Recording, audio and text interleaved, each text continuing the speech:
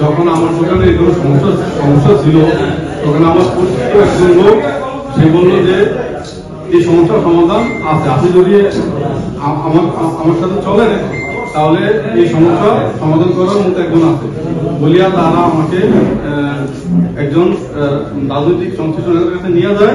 উনি বলে যে আমরা আপনারা যেভাবে গাইড করবো আপনি যদি ওইভাবে ইয়া করেন তাহলে আপনার এখানে আর কোনো সমস্যা হবে। সেই রাজনৈতিক নেতার নাম কি? ওনার নাম হলো জনাব ইব্রাহিম কাজী জুয়েল সাহেব। প্রকৃতপক্ষে জনাব মানিক সাহেবের ওরা যেসব ছাত্রদলের নেতার নাম বলতো তাদের কোনো লোক সংশ্লিষ্টতা ছিল না। তাহাদের এই নোংরা রাজনৈতিক খেলায় তারা আমাকে দাবার গুটি হিসেবে ব্যবহার করে এবং জনাব মানিক সাহেবকে তারা রাজনৈতিক নোংরা খেলার শিকার করে।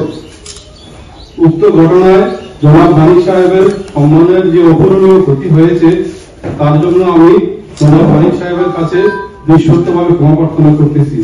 সমস্ত সাংবাদিক মহল, চাঁদপুরবাসী, বিএনপির স্থানীয় ও কেন্দ্রীয় নেতৃত্বের কাছে, বিশেষ করে জনাব তারেক সাহেবের কাছে নিঃশর্ত ক্ষমা প্রার্থনা করতেছি।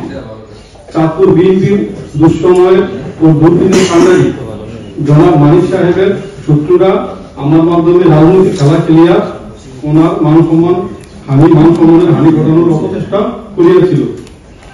উক্ত ঘটনায় আমি জনাব মানিক সাহেবের কাছে ব্যক্তিগতভাবে বিশেষভাবে ক্ষমা প্রার্থনা করতেছি। আর ওনার উদ্দেশ্যে আমি বলতেছি যে আপনি বড় নেতা, বড় মানুষ, আপনি আপনার মনের উদারতা দিয়ে আমার এই ভুল ভ্রান্তি আপনি ক্ষমা করিয়ে দিবেন এবং আমরা তো সাধারণ মানুষ, এই ধরনের মানসিক বা এই ধরনের চাপ নিতে অভ্যস্ত না। এই সমস্ত বিভ্রান্তকারীরা এই ধরনের সুযোগ নিয়ে আমার মাধ্যমে আপনার যে মান সম্মানের ক্ষতি করতে চাইছিল তার জন্য আমি আপনার কাছে বিনীতভাবে ক্ষমা প্রার্থনা করতেছি, নিশ্চিতভাবে ক্ষমা প্রার্থনা করতেছি।